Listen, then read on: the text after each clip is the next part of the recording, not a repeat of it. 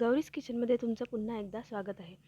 तर आज आपण करणार आहोत रेस्टॉरंट स्टाईल पालक पनीर, ते सुद्धा घरच्या घरी. तर चला रेसिपीला सुरुवात करूया. तर त्यासाठी मी इथे सर्वात आधी पालक स्वच्छ धुवून घेतलेला आहे आणि आपल्याला हा पालक 2 मिनिट ब्लांच करायचा आहे. 2 मिनिटासाठी पालक उकडून घेतल्यावर त्याला थंड पाण्यामध्ये काढून घ्यायचं. पालक ब्लांच केल्यामुळे त्याचा हिरवा रंग तसाच टिकून राहतो आणि जर त्यात थोडाफार कडवटपणा असेल तर तो सुद्धा निघून जातो. आता हा पालक थंड झालेला आहे आणि मी यातलं पाणी सगळं स्क्वीज करून आलं आणि मिरची घालून याची छान पेस्ट करून घेतलेली आहे. तर आता इथे थोड्याशा तेलामध्ये मी पनीरचे क्यूब्स तळून घेत आहे. जर तुम्हाला नको असेल तर तुम्ही पनीर नाही तळले तरीही चालेल.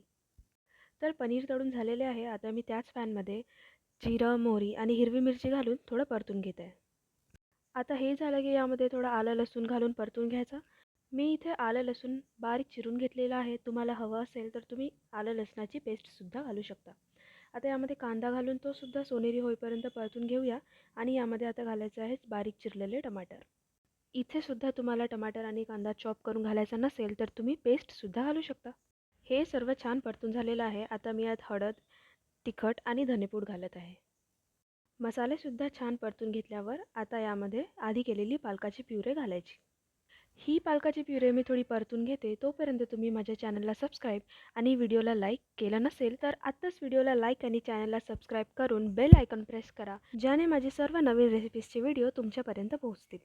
आता पालकाची प्युरे परतून झालेली आहे. आता तुम्ही यामध्ये तुमच्या आवश्यकतेनुसार पाणी घालून कन्सिस्टन्सी ॲडजस्ट करू शकता. याला उकळी आली की यामध्ये पनीरचे क्यूब्स घालायचे आणि ते सुद्धा थोडे परतून घ्यायचे. बघा, आहे ना किती इझी रेसिपी.